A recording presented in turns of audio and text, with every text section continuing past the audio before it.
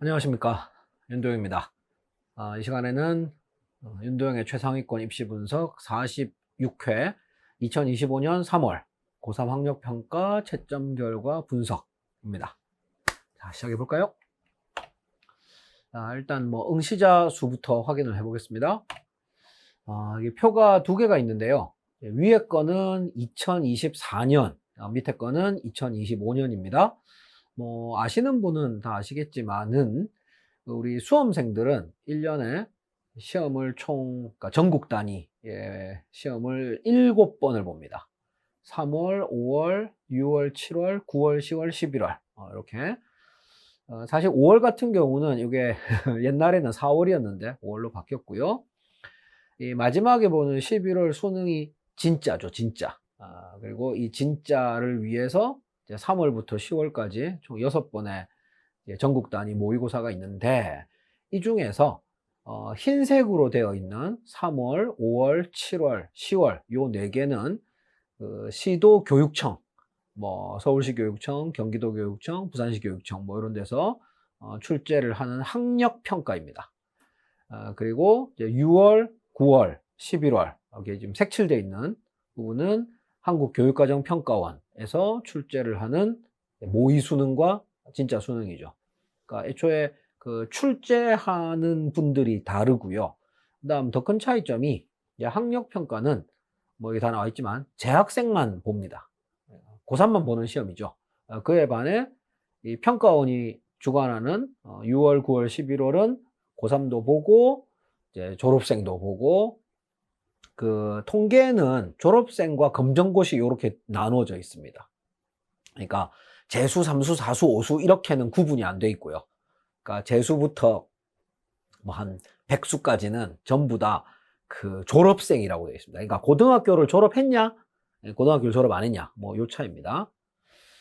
자, 일단 그 2024년에는 인원이 쭉 나와 있는데 이걸 제가 굳이 일일이 말씀드릴 필요는 없을 것 같고, 제일 밑에 거 2025년 3월 이번 시험은 재학생이 35만 명 정도 받습니다. 졸업생 검정고시는 당연히 0이고요. 고3들만 볼 수 있기 때문에. 그런데 이제 비교를 할 게, 작년, 그러니까 2024년 3월과 딱 비교를 해보면은 3만 명이 늘어났습니다. 그러니까 2024년 3월에는 재학생이 32만 명 정도였단 말이죠. 그럼 이렇게 3만 명이 늘어난 이유는 뭘까요? 당연히 출생자 수가 다르기 때문이죠. 2024년 고3은 06년생이고요. 2025년 고3은 07년생입니다.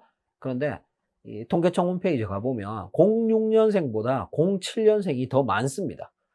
물론 그렇다고 3만 명이 더 많은 건 아니고, 더 차이는 더 많이 납니다만은, 모든 고등학생이 전부 다 학력평가를 보는 거는 아닙니다. 여러 가지 이유가 있겠지만은. 그래서 일단, 이제 3월만 놓고 보면, 이제 전년에 비해서 3만 명이 증가했다는 걸 알 수 있고요. 그럼, 미래에는 어떤 일이 벌어질 거냐? 그러니까, 올해 미래에 어떤 일이 벌어질지는 작년에 어떤 일이 있었는지를 보면 됩니다. 자, 작년 한번 볼까요? 일단 재학생만 보시면요, 3월에 32만 명이었는데 5월에는 30만 명으로 줄었어요. 2만 명 어디 갔습니까? 그냥 시험을 안 보는 거예요. 제가 좀 전에 말씀드렸잖아요. 모든 고3이 학력평가를 다 보는 게 아닙니다. 그 다음에 이게 일단 흰색만 먼저 보면요, 5월이 30만인데 7월은 28만 이고 10월은 25만입니다. 계속 감소하는 거 보이시죠? 단 이제 이 모의 수능은 또 많이들 보거든요. 그래서 6월 같은 경우는 31만 한 8천 정도, 9월은 29만 5천, 또 줄었어요. 하지만 11월 진짜 수능은 또 약간 늘어서 이제 30만 2천 명 이렇게 봤습니다. 자, 그러면은 어차피 제일 중요한 건 진짜 수능이잖아요. 자, 3월에는, 그러니까 2024년입니다. 32만 명이 봤는데, 진짜 수능은 30만 명, 그러니까 한 2만 명 정도가 감소했어요. 중간에 우여곡절이 있었지만, 그러니까 이제 올해 2025년도 3월은 35만 명으로 출발을 했지만, 막 우여곡절 끝에 이제 11월 수능은 뭐 한 2, 3만 명 정도 감소하지 않을까 이렇게 예상을 합니다. 뭐 그래도 어쨌든 올해 11월에 수능을 보는 재학생은 작년 11월에 수능을 본 재학생보다는 뭐 많을 거다. 그거는 이제 확실하게 말씀드릴 수 있고요. 그 다음에 이제 졸업생이랑 검정고시 학생들이 어떻게 될 건지는 뭐 6월 모의 수능 보고 나서 채점 결과 나오면 그때 또 말씀을 드리는 게 순리일 것 같습니다. 어쨌든 이번 3월 시험은 졸업생이 한 명도 없었으니까요. 자, 참고하시고. 자, 이번에는 이제 선택 과목별로 응시자 수를 한번 보도록 하겠습니다. 먼저 국어입니다. 역시 표가 두 개가 있는데요. 왼쪽 표는 2024년, 오른쪽 표는 2025년입니다. 자, 일단 그 합계를 먼저 보면은 2024년 3월에는 국어를 본 학생이 31만 9천 명인데 2025년 3월에는 34만 9천 명. 역시 3만 명 차이 나죠. 그런데 중요한 것은 이제 화작과 언매의 그 비율입니다. 비율. 자, 2024년 3월에는 화작이 62.6%, 언매가 37.4%였어요. 그런데 2025년 3월에는 화작이 66.2%, 언매가 33.8%. 화작이 많이 증가했죠. 그죠? 언매가 줄었고.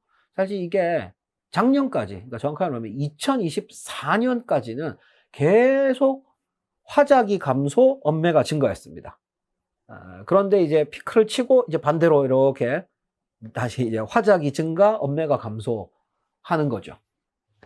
물론 이거는 뭐 3월일 뿐이고, 물론 이제 우여곡절이 또 있겠죠. 근데 쭉 내려가서 보면은 결과적으로는 11월이랑 3월이랑 비율만 놓고 보면 비슷합니다. 비율만 놓고 보면.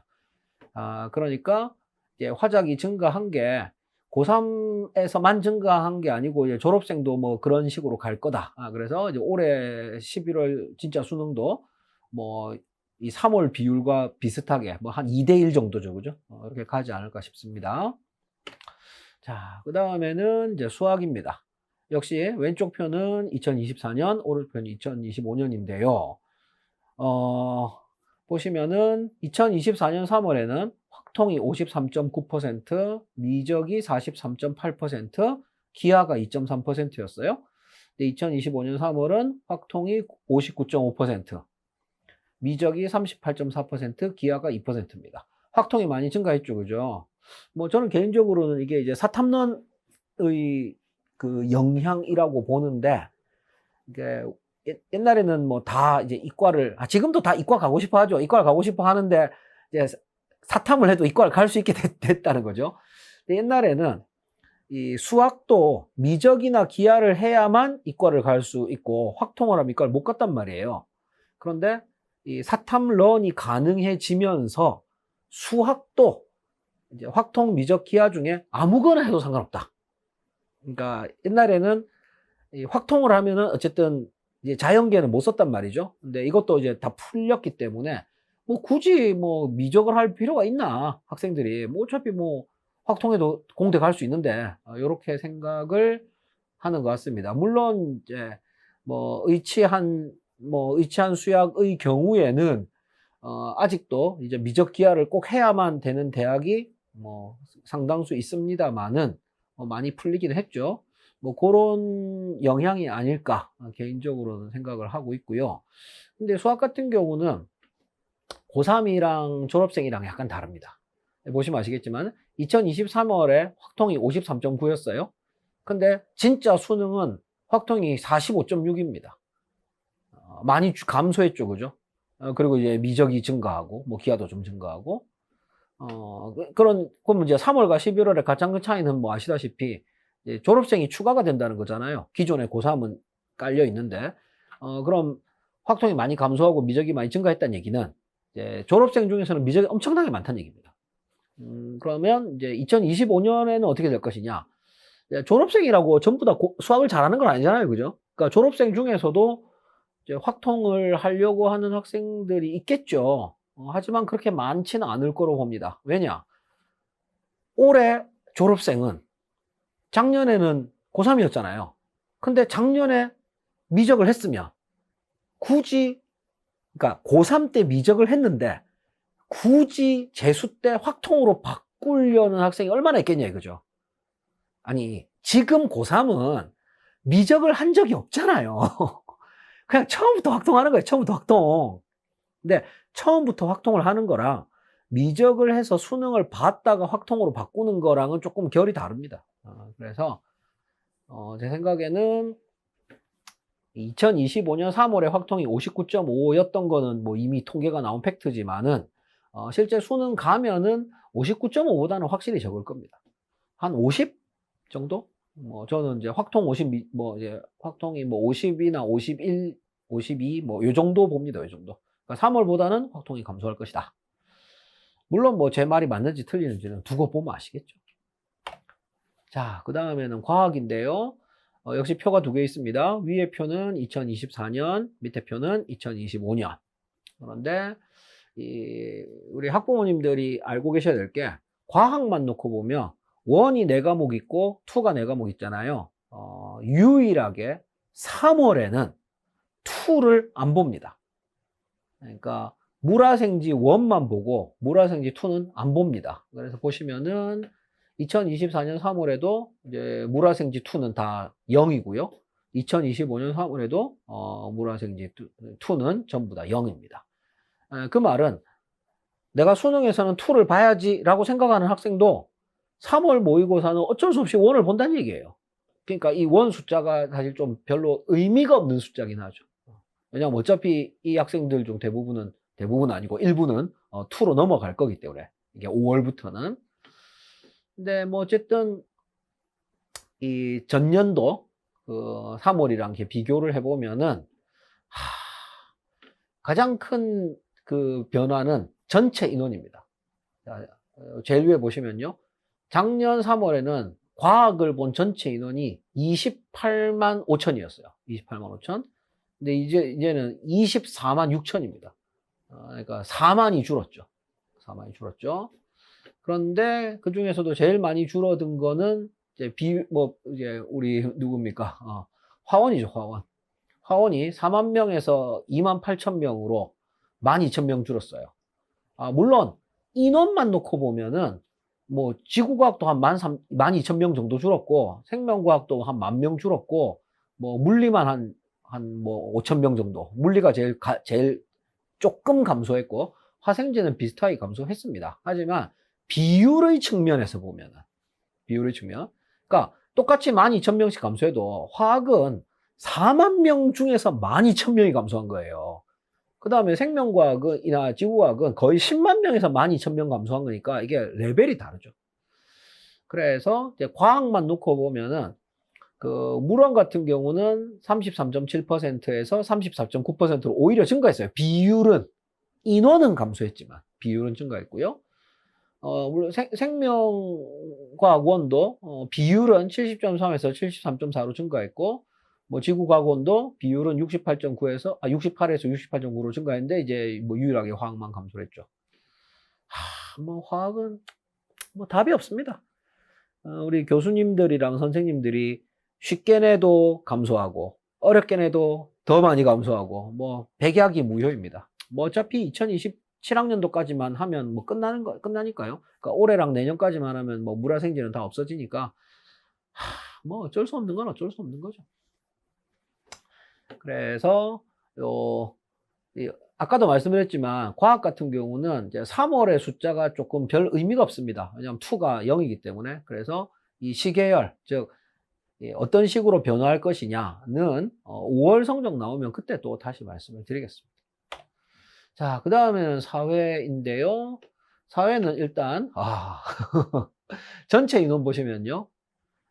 작년 3월에 35만 명이었습니다. 그런데 올해는 45만 명입니다. 무려 10만 명이 증가했어요. 10만 명이. 우리 사탐쌤들 뭐 부럽네요. 뭐 어쩔 수 없는 건 어쩔 수 없는 거죠. 그래서 뭐 전과목, 생윤부터 사문까지 전과목이 막 증가를 했는데 뭐 그중에서도 가장 많이 증가한 게 우리 사회문화 10만 4천 명이었는데 15만 명이 됐습니다. 엄청나죠, 그죠? 그러니까 사탐론을 사회문화로 엄청나게 많이 했습니다. 과학하던 학생들 입장에서는 이 사회탐구로 런을 하기는 해야 되는데 뭐가 좀 나한테 맞을까 뭐 이런 생각을 하잖아요. 그래도 제일 좀 뭐라 그러냐 딱딱 떨어지는 거, 그러니까 사회 중에서 딱딱 떨어지는 게 이제 경제, 정치화법, 일반사회 요쪽 계열이거든요. 흔히 말하는 이제 일반사회, 그러니까 사회 쪽. 그 우리가 과학이 보면 물화생지가 있지 않습니까? 사회도 네 가지가 있습니다. 윤리가 있고, 지리가 있고, 역사가 있고, 그 다음에 이제 일반사회. 근데 보니까 전체적으로 그 사탐론 하는 이제 원래 과학을 했다가 사탐론 하는 학생들의 이 특징이 일반 사회 쪽으로 많이 가는 것 같기는 하더라고요. 물론 뭐 생윤으로도 뭐 일부 가기는 하죠.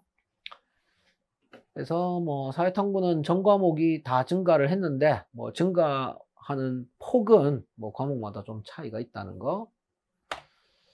자, 그럼 이제 전년 대비, 그러니까 우리가 지금 3월 학력평가에 관해서 얘기를 하고 있으니까 작년 3월이랑 조금 더 구체적으로 한번 비교를 해보도록 하겠습니다. 일단 전체 인원은 9.3% 증가했습니다. 이유는 아까도 말씀드렸다시피 06년생보다 07년생이 더 많기 때문이죠. 그리고 국수형은 뭐 다 모든 학생들이 다 보는 거니까 뭐 비슷하게 9.4%씩 증가했고요. 근데 미묘한 차이가 있습니다. 자, 보시면은 전체 학생이 35만 1,454명이거든요. 근데 국어는 34만 9,763명입니다. 그러니까 한 1,700명 정도가 국어를 안 본 거예요. 아니, 국어를 안 본다는 게 가능하냐? 가능합니다. 그러니까 국어, 수학, 영어는 보기 싫으면 안 봐도 됩니다. 그러니까 꼭 봐야 되는 거는 무조건 한국사입니다. 한국사. 한국사는 안 보면 안 됩니다. 한국사만 필수고. 그러니까 오해를 하지 마시는 게 국수형도 사실은 선택 과목입니다. 물론 이제 절대 다수의 학생이 다 보기는 하죠. 그러면 수학 같은 경우는 안 본 학생이 뭐 한 2,500명 정도 된단 말이에요. 영어는 뭐 안 본 학생이 한 300명 정도밖에 안 되고요. 자, 그다음 과학 보시죠. 여기서 포인트는 전체 학생이 9.3% 증가했다는 겁니다. 전체 학생이 9.3% 증가했는데 과학은 13.7%가 감소했어요.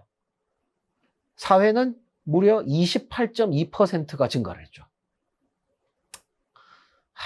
착잡하네요.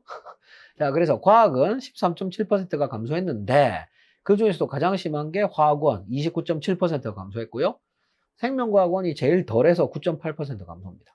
그다음 사회문화 같은 경우, 사회 같은 경우는 가장 많이 증가한 게 사회문화 44%. 그 다음에 이제 비율만 놓고 보면 세계사가 왜 세계사가 이렇게 많이 증가했을까? 37.6% 증가했고요. 그 다음에 세계지리는 그 지구과학원이랑 비슷하다고 하더라고요. 그래서 지구과학원을 하려고 하다가 세계지리로 넘어오는 경우가 많다고 합니다. 세계지리가 36.4% 증가. 요 세 과목이 많이 증가를 했네요. 그 다음에 제일 적게 증가한 게 정치와 법 8.8%만 증가했습니다. 그래도 뭐 증가했으니까 됐죠. 뭐 감소 아닌 게 어디예요. 자, 그럼 이제 본격적으로 과목별로 쭉 한번 보도록 하겠습니다. 먼저 국어인데요. 제가 이 학력평가건 모의 수능이건 시험마다 난이도라는 게 있지 않습니까? 난이도. 그러니까 이번 시험이 쉬웠느냐, 어려웠느냐를 판단하는 근거가 있을 거잖아요. 이게 과목마다 약간 다릅니다. 그러니까 국어, 수학은 표준 점수를 보고요. 표준 점수. 그러니까 절대 다수의 대학이. 그 다음에 탐구는 절대 다수의 대학이 100분위를 봅니다. 다시 정시에서, 수시는 무조건 등급이고요. 수시는 무조건 등급이니까 뭐 그건 굳이 얘기할 필요 없고, 정시에서 각 대학은 표준 점수와 100분위 둘 중 하나를 보는데 절대 다수의 대학이 국어랑 수학은 표준 점수를 보고 과학은 100분위를 봐요. 그렇기 때문에 이 시험의 난이도를 논할 때에도 그 국어랑 수학은 만점자의 표준 점수가 몇 점인지를 봅니다. 예를 들면 이번 국어의 경우 전국에서 가장 표준 점수가 높은 학생이 159점입니다. 159점. 그리고 딱 한 명 있습니다. 와, 이번 국어가 진짜 어렵나 봐요. 그죠? 그런데 이제 요게 쉽다 어렵다의 기준은 뭐냐? 140점입니다. 140점. 그러니까 표준 점수, 최고점의 표준 점수가 140점보다 높으면 어려운 거고 140점보다 낮으면 쉬운 거다. 이렇게 생각을 하시면 됩니다. 그러니까 이번은 학력평가이기 때문에 막 이렇게 159점 이렇게 나오지 실제 수능은 절대로 159점 안 나옵니다. 진짜 많이 나오면 한 150점 정도 나와요. 그러니까 그만큼 우리 고3들이 뭐 국어를 못한다 이렇게 생각을 할 수도 있는 거고요. 왜냐하면 진짜 수능은 졸업생들이 들어오지 않습니까? 그러면은 이렇게 159점 나올 수가 없습니다. 그래서 어쨌든 이번 그 2025년 3월 학력평가 국어는 그 표준 점수 최고점이 159점인 것으로 보아 매우 어려운 시험이었다라고 얘기를 할 수가 있겠고요. 자, 그 다음에 아주 중요한 게 있으니까 잘 들어주십시오. 우리 학생들이 큰 성적표를 받았을 거예요. 뭐 1학년 때도 받았고 2학년 때도 받았고 그렇죠? 근데 그 성적표에 이제 등급이 나와 있을 겁니다. 등급이. 자, 1등급은 몇 점까지냐?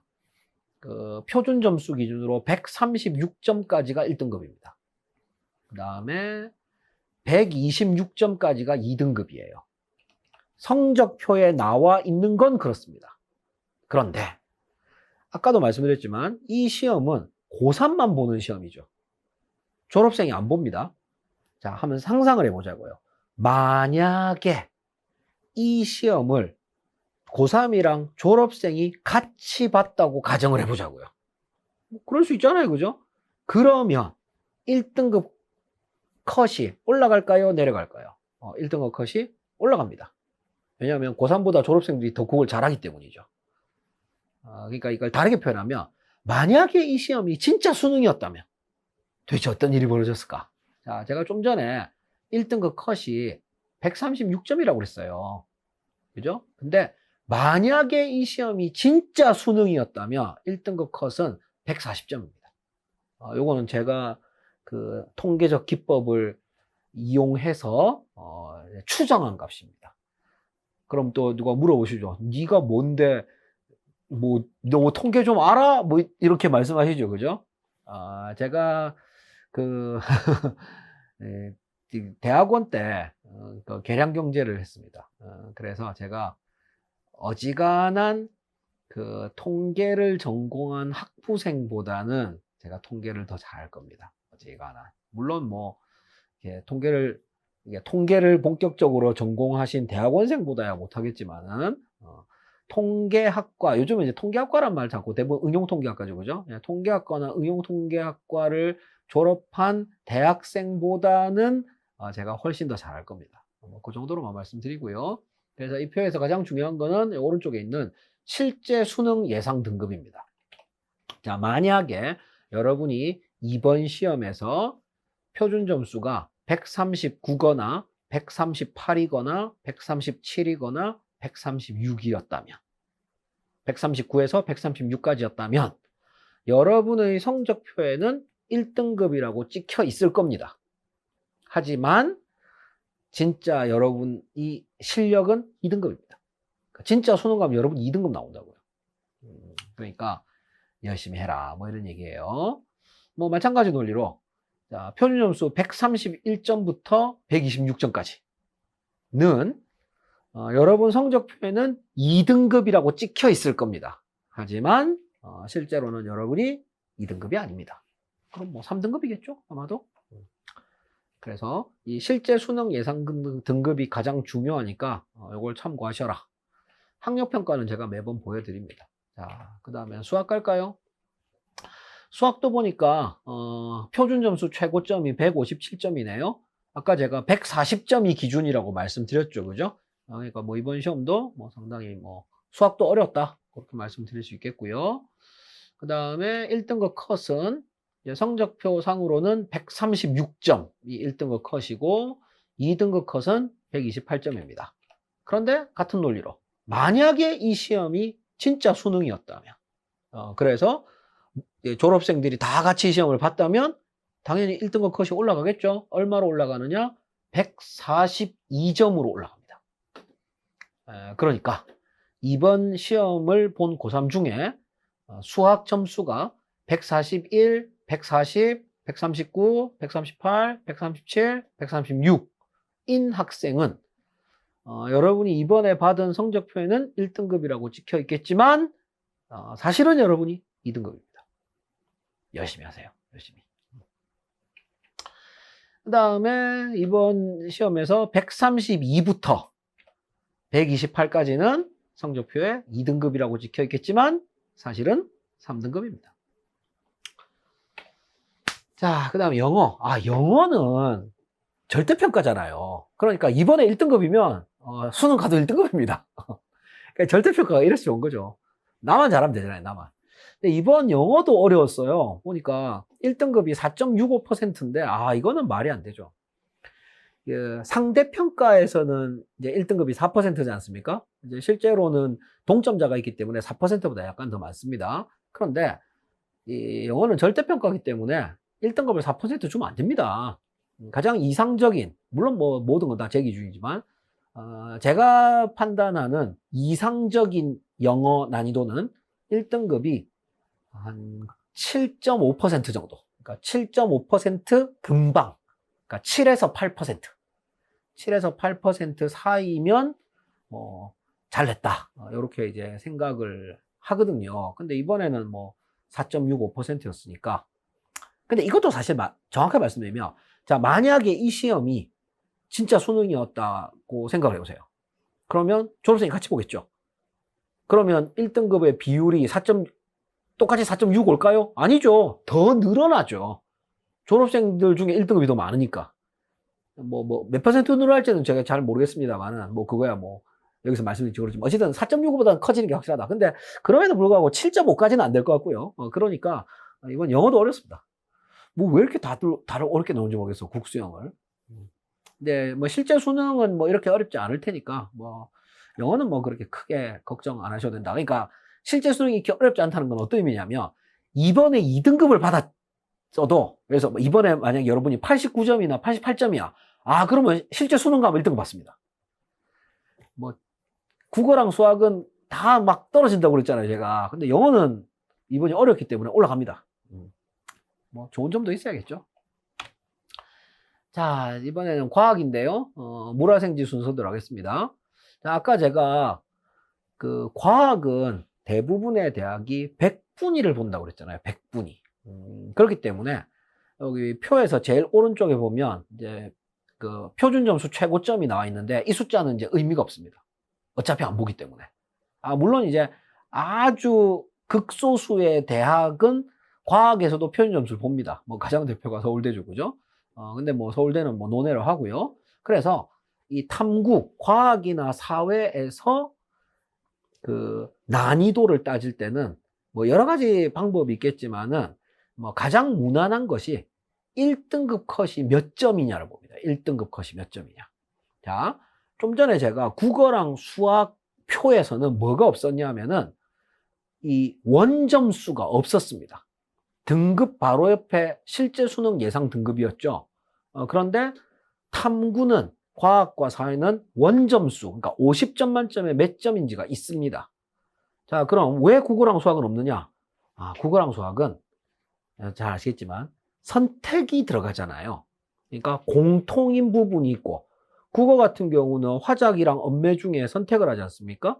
그다음 수학 같은 경우는 확통, 미적, 기하 중에 선택을 하잖아요. 그러면은 똑같은 100점이라도 언매 100점이냐 화작 100점이냐에 따라 표현 점수가 다르게 나와요. 그 다음에 똑같은 100점이라도 확통 100이냐 미적 100이냐 기하 100이냐에 따라 표현 점수가 다르게 나옵니다. 그러니까 표준 점수와 원 점수가 1대1로 매칭이 안 된다는 얘기예요. 그래서 그냥 빼고, 그러니까 매칭이 안 되니까 뺀 건데, 탐구는 매칭이 됩니다. 그렇기 때문에 원점을 써놨어요. 그래서 이번 물리학 원의 경우에는 1등급 컷이 47점이었습니다. 47점. 근데 이 가장 적절한 난이도라고 하면, 물론 전부 다 제 기준이죠, 제 기준. 제가 워낙 오랫동안 이 작업을 해왔으니까요. 2개 틀리는 게 1컷이면 가장 적절합니다. 그러니까 45점. 단 이제 두 개 틀린다는 게 이 탐구 같은 경우는 2점짜리와 3점짜리이기 때문에 46, 45, 44 요 셋 중에 하나. 그러니까 1등급 컷이 46, 45, 44 셋 중에 하나면 뭐 적절한 거고. 근데 지금 우리 물원 같은 경우는 47이죠. 그러니까 47이나 1컷이 47이나 48이나 50이면 이건 쉬운 시험입니다. 그다음 반대로 이제 더 내려가서 43이나 42나 뭐 41이다 이러면 이제 어려운 시험이고요. 그래서 이번 물리학원의 경우는 1컷이 47이었기 때문에 뭐 쉬웠다라고 말씀을 드릴 수 있고요.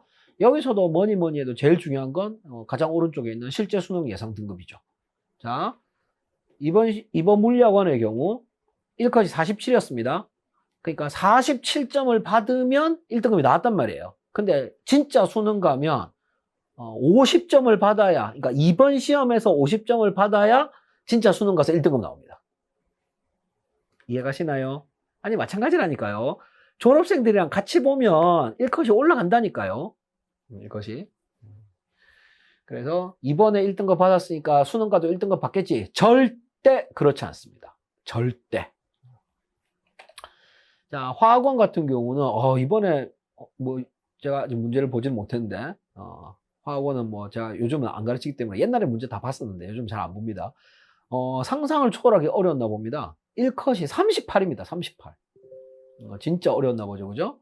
뭐 하지만 이것도 마찬가지로 이번 성적표의 1컷이 38일 뿐이지 실제 수능 가면은 뭐 1컷이 뭐 한 46 뭐 이렇게 나옵니다.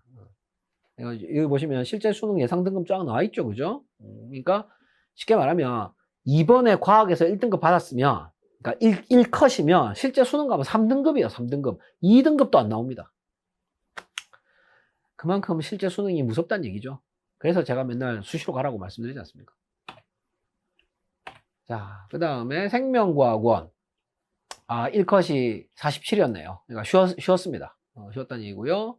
역시 실제 수능 가면은 50점이 1컷입니다. 50점 1컷. 지구과학도 마찬가지로 1컷이 47이었으니까 쉬웠고요. 역시 실제 수능 가면 50점이 1컷입니다.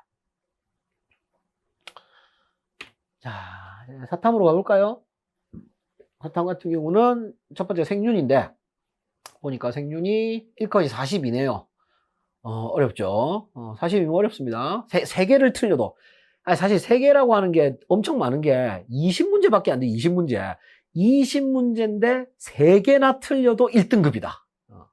그러니까 뭐 상당히 어렵다는 얘기죠. 단 이번 시험 기준으로 42였다는 얘기지 실제 수능 가면은 뭐 한 47이나 46 정도 받아야 1컷 나옵니다. 이게 쫙 올라간다는 얘기죠. 그 다음에 윤사도 1컷이 40이었네요. 역시 뭐 어려웠습니다. 그 다음에 한국지리. 한국지리는 사실 어렵게 나오는 적이 잘 없는데 이번에는 한국지리도 어려웠어요. 1컷이 40점이었어. 40점. 물론 실제 수능 가면은 1컷이 뭐 한 46 이렇게 45 이렇게 올라가겠죠. 그 다음에 세계지리는 1컷이 44. 이 정도면 뭐 난이도가 딱 적당하죠. 단 여기서 적당하다는 건 고3 기준으로 적당하다는 얘기다. 고3 기준으로. 왜냐하면 이게 실제 수능 가면 1컷이 50이에요. 그러니까 고3 기준으로 적당했다는 얘기지 고3이랑 졸업생 다 합친 거 기준으로는 이게 쉬운 시험이었습니다. 그 다음에 동아시아사 역시 마찬가지로 고3 기준으로는 1컷이 45라서 적절했지만 이 졸업생까지 합치면 1컷이 50이다. 세계사, 세계사는 고3 기준으로도 쉬웠습니다. 1컷이 48이니까요. 이러면은 다 맞아도 실제 수능 가서 1등급이 안 나옵니다. 1등급도 뭐 한 1등급 나올 수도 있고 2등급 나올 수도 있고 뭐 그렇다는 얘기입니다. 경제, 고3 기준으로 1컷이 47이네요. 실제 수능 1컷은 50이고요. 그 다음에 정치와 법, 고3 기준으로 1컷 44. 고3 기준으로는 적절했지만 뭐 실제 수능으로는 뭐 그렇고요. 자, 마지막으로 사회문화는 역시 고3 기준으로는 1컷이 44라서 적절한 난이도인데 실제 수능 기준으로는 뭐 한 47 정도 나올 것 같으니까 어려운 시험이 아니었다. 이렇게 말씀드릴 수 있겠습니다. 그러니까 고3 입장에서 엄청 어려운 시험이면 실제 수능 가면 적절한 난이도인 거고, 고3 입장에서 적절하다 이러면은 실제 수능 가면 이게 쉬운 문제입니다. 자, 그래서 제가 이제 말씀드리고 싶은 것은 이 자료들은 지금 여러분이 보고 화면으로 보고 계신 이 자료들은 전부 다 제가 이게 그 PDF로 만들어 가지고 저희 그 네이버 카페 윤도영 통합과학 시스템 올리도록 하겠습니다. 이 자료의 주소는 여러분이 보고 계신 이 동영상 그 밑에 보면은 고정 댓글이라고 하더라고요. 제가 유튜버가 아니라서, 전업 유튜버가 아니라서 제가 유튜버를 잘 모르는데 어쨌든 고정 댓글에다가 링크를 걸어 놓을 테니까 링크 타고 오셔서 받아가시면 됩니다. 단 그 회원가입이 되어 있기는 해야 됩니다. 그러니까 회원가입이 안 되신 분은 회원가입하고 받아가시면 될 것 같아요. 어쨌든 다시 원점으로 돌아가서 말씀드리고 싶은 것은 이 성적표, 여러분이 이번에 받은 성적표에 몇 등급이라고 찍혀 있는지는 절대로 이렇게 그걸 그대로 고지고대로 받아들이면 안 됩니다. 그러면 본인을 과대평가하는 게 됩니다. 아까도 말씀드렸지만 제가 매번 매년 똑같이 강조하는 겁니다. 이번 시험은 고3만 본 시험이에요. 졸업생들은 언니, 오빠, 형, 누나, 이모, 삼촌 이런 사람들 온단 말이에요. 근데 그분들이 여러분보다 수능을 잘 봐요. 그렇기 때문에 1컷이 올라갑니다. 그러니까 똑같은 시험지를 봐도 그분들이 잘 본단 말이에요. 그러니까 실제 수능 예상 등급을 보세요. 그러니까 수시로 대학을 간다 하더라도 최저는 맞춰야 되잖아요. 최저를 맞출 때도 여러분이 원하는 등급이 있을 텐데 그것도 실제 수능 예상 등급으로 맞추세요. 그래야만 여러분이 최저를 못 맞춰서 강제 재수 이런 일을 안 당하게 됩니다. 그러니까 제가 이 동영상을 찍는 이유는 딱 하나입니다. 우리 고3들이 자신의 위치를 정확하게 파악하셔라. 이게 이 동영상의 가장 중요한 목표이자 유일한 목표입니다. 너무 막 크게 막 충격받거나 실망하지 마시고요. 이제 3월일 뿐이니까 열심히 하셔서 앞으로도 시험 많이 남아 있습니다. 열심히 하세요. 자, 여기까지 하면은 윤도영의 최상위권 입시 분석 총 46화. 제가 보니까 1년에 한 20개 정도씩 찍더라고요. 올해도 한 60번 이제 시작했으니까 한 60 몇 번까지는 가겠죠. 제가 애초에 이걸 세 자리로 잡아놨기 때문에 그래도 최소 100번까지는 가야 될 텐데 올해도 열심히 하도록 하겠습니다. 2025년 3월 고3 학력평가 채점 결과 분석이었습니다. 자, 저는 또 멀지 않은 미래에 또 재밌는 주제 가지고 다시 찾아뵙겠습니다. 감사합니다. 지금까지 윤도영이었습니다.